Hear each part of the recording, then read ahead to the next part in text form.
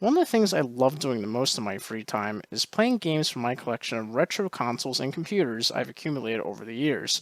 Suddenly, an idea struck me. Since I express my art through social media, I figured I could also express my passion for video game collecting through the same medium, which is why I will take a look at one of the games I happen to own, Mario Clash. I understand posting a video like this breaks the tradition of uploading nothing but out of context memes on my YouTube channel, but I figured it was time to move on to something new. Kind of odd to start with a Virtual Boy game. If I'll be honest, I actually love the Virtual Boy. Sure, it's notorious for being Nintendo's biggest market failure, and it has design quirks that some people find one of the most uncomfortable video game systems to play. However, it offers such a unique experience that no other console can brag about. Also, I love the red and black aesthetic of it. I will not go into too much detail about the system. That is a review for another day. Anyway, so how about that Mario Clash? Well, before we dive into the game, I think it would be a good idea to talk about the game's development history. You see, Mario Clash dates back to a prototype that was presented at Shoshinkai 1994, where Nintendo first unveiled the Virtual Boy along with its games currently under development at the time. Along with the games presented was Mario Bros. Virtual Boy. It's sought to be a straight remake of the classic Mario Bros. Arcade game. There's honestly not much to talk about it without pointing out footage that exists for it. Because of how basic it looks, my theory is that this was most likely a tech demo, a teaser to keep fans excited for an upcoming Mario game on the new Virtual Boy platform. Because in 1995, a fully fledged Mario platforming game with the working title Virtual Boy Mario Land was presented at the Winter International Consumer Electronics Show, along with some intriguing Virtual Boy tech demos. From the looks of it, the game would have been very faithful to Super Mario Bros. On the NES, with the addition of traveling between the foreground and background layers. The game hinted to Wario being the game's possible antagonist, and showed off a Legend of Zelda-inspired dungeon that was presented in an overhead perspective. It was a very interesting but fresh new take on Mario. Virtually Mario Land looked very promising until it was mysteriously never heard from again.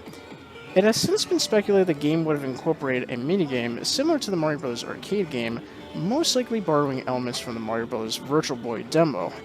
How and where this minigame would have been implemented is unknown. For whatever reason, this minigame concept eventually turned into its own game, as we'll soon see. By the time the Virtual Boy was on store shelves, no such Mario game was released, besides the pack-in title Mario's Tennis. Yes, believe it or not, the Mario Tennis series actually debuted on the Virtual Boy. How many games can you say that about? Anyway, the back of the box advertised some of the system's launch titles, along with two other games that were currently under development at the time. Wario Cruise, which eventually was reworked into Virtual Boy Wario Land, and Mario Clash, which was what Virtual Boy Mario Land ended up turning into. So, what exactly are we dealing with here? Well, let's begin with the plot. At least, the lack thereof. The game begins with a mysterious Zeppelin, which is never referred to again, by the way, flying through various layers of depth until it hovers above a tower. According to the game's manual, it's referred to as the Clash House Tower. The Zeppelin then drops off pixels?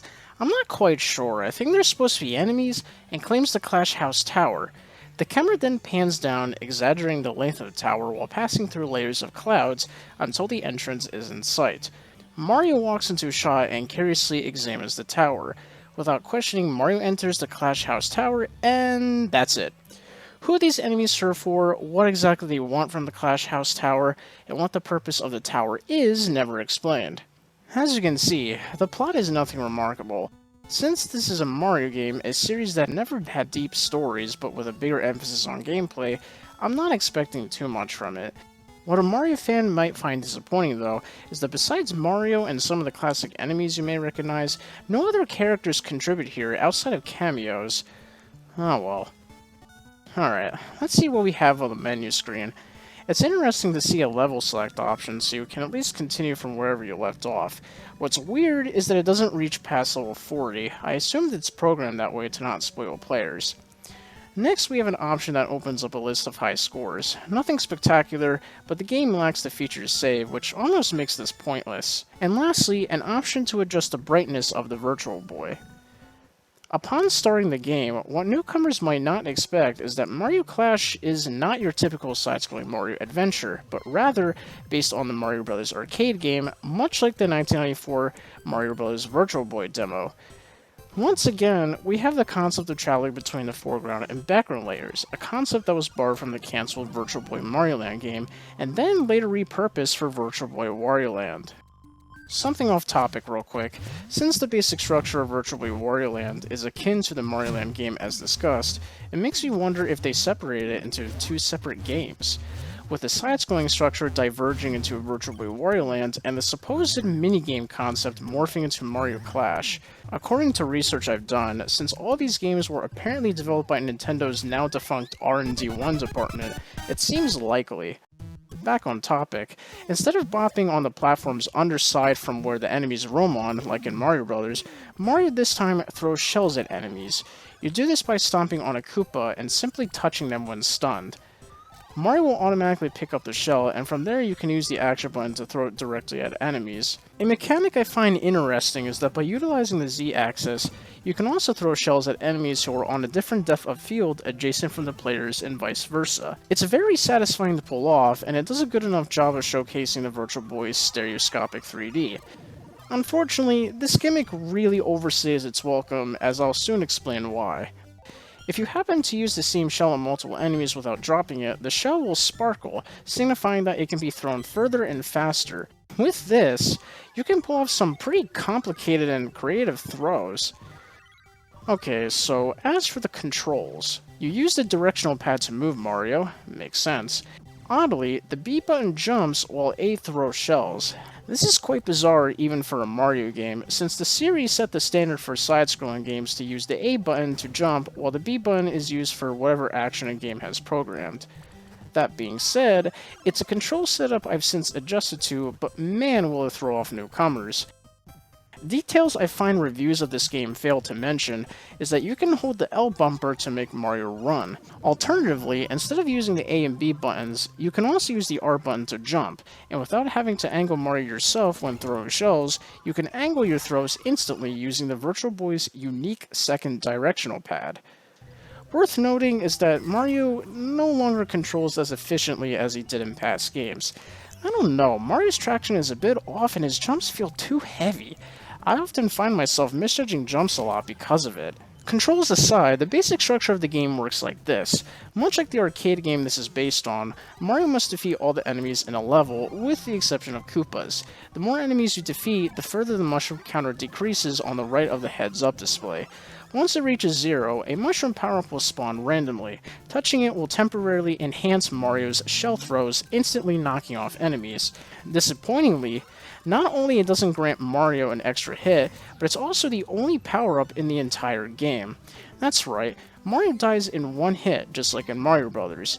You begin with 3 lives, lose all of them, and the game will take you to a screen with Mario's decapitated head presenting your high score and thanking you for playing the game. Now, this was most likely included to emphasize the game's arcade-like structure, but a part of me thinks this was a leftover from an earlier build of the game that was being presented at an expo. At the end of each level, the player is rewarded with 2 bonuses based on their performance, technical bonus and time bonus. A player's technical bonus is based on the amount of stunned enemies that are hit in succession with just one shell.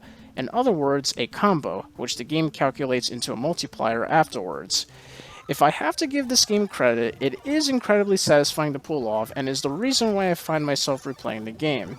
With enough speed and trajectory, you can pull off some pretty impressive stuff. The highest combo I've ever reached here was a 7. As for the time bonus, that is pretty self-explanatory. The less time you spend on a level, the more points you earn.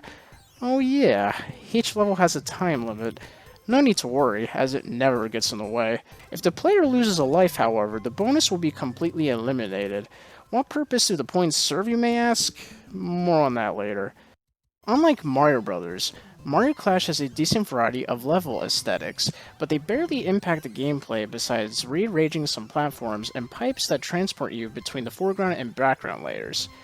The only exception to this, however, are the ice levels. Besides hampering Mario's traction, which admittedly really sucks in this game, they are also home to stalagmites that can catch the player off guard. These stalagmites replace the fireballs, which spawn randomly in any other level, traveling in one direction.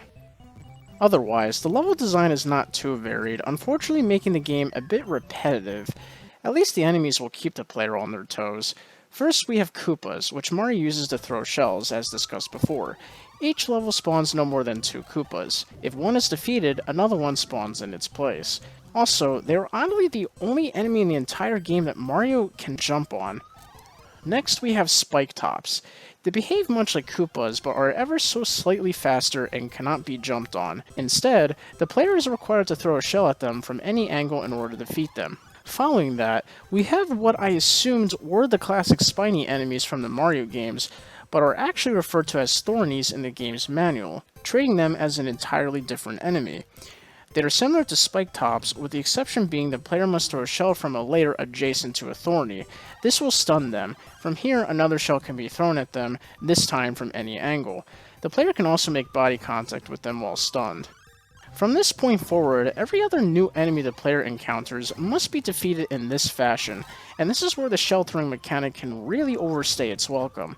It doesn't help that as the game progresses, more of these enemies come in bigger numbers and act more aggressively, making throw shells in this way ever so tedious and frustrating. On top of that, aiming your shots at enemies from an adjacent plane is really awkward too, due to the perspective.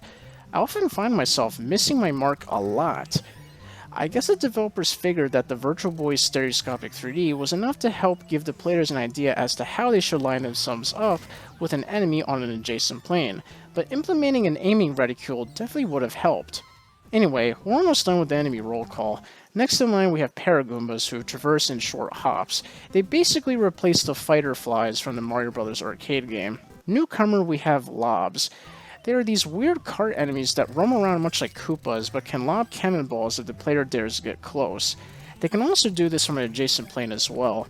What I find annoying about these enemies is that since Mario is not allowed to dunk under these cannonballs, there's a chance the player will either get sandwiched in between enemies with nowhere to jump, or the player getting obstructed by a platform floating above. These inconveniences can leave the player vulnerable to lobs, so watch out. Also, their cannonballs can block your shell throws. Now that's just annoying. Returning from Mario Bros. Are Sidesteppers. They maneuver much like the majority of enemies, but are required to be hit from the same layer the player is on. This will cause them to strafe momentarily, open to fire from an adjacent plane. Next in bat, we have what the game specifically refers to as Big Boos. If Big Boos are this big within the game's continuity, then regular boos must be the size of ants. Also, for whatever reason, they're identified as females in the game's manual. Huh. These enemies hover in a wave pattern, making them one of the trickiest to aim your shots at. Not helping is that they can temporarily turn transparent, making them invincible. Probably one of the most bizarre enemies in the game are snakes. Yup, just snakes. They move like molasses, but slowly reproduce. The player can avoid this by simply touching the eggs before they hatch. Otherwise, it's up to you to not only destroy the parent, but its offspring as well. That got grim. With just the right setup, due to the nature of their AI, it's actually possible to score some beefy combos out of them. Lastly, we have my least favorite enemy in the game, Pokies. These guys are annoying because to defeat them, you have to knock off 2 of their body segments using shells thrown at any angle. Once their head is left, the player defeats them just like the aforementioned enemies. In this phase, however, the Pokies will move incredibly fast. Don't be surprised if you have to chase them down Benny Hill style. Take too long, and the Pokies will regrow their body segments. It's nice the game at least has a decent variety of enemies, but it's unfortunately not enough to break the monotony of the level design. Well, there is one more thing. I never really understood how this works, but either specific levels activated, or maybe it has something to do with a certain number of levels that are beaten, with that number slowly increasing as the game progresses. I'm not sure. The player will be transported to a bonus game. Here, Mario needs to collect all the coins to score a 1-up. The quota increases as the player goes through more bonus games, otherwise miss 1 coin and the player will just have to rely on score alone as the Mushroom Kingdom residents stare at you unamused. And that's pretty much it for Mario Clash. As the enemies grow more aggressive, the game follows in the setup for 99 levels, making it one of the longest Mario games ever made. There is an ending, but it's not achieved in a way you would think. Beating level 99 just simply loops the game back to level 1. To actually beat the game, the player must accumulate 999,999 points. The game does hint to such an ending by congratulating you for every 100,000 points you earn, showing a random Mario character zooming into the screen. Assuming you're a master at this game, you can actually acquire that many points without having to go through all the levels. At that point, there's really no incentive to continue on with the game, since you've reached the highest score the game can allow. You know what's funny? This ending screen was a mystery within the community for the longest time. Not only because Mario Clash is one of the most obscure Mario games, but it was also released on a failed Nintendo system that supposedly gave people too much eye strain to reach this far. So, what's the final verdict? Make no mistake, Mario Clash is still a polished game, something I expect from every Mario game. It has simple but appealing graphics, and it looks really good with the Virtual Boy's stereoscopic 3D.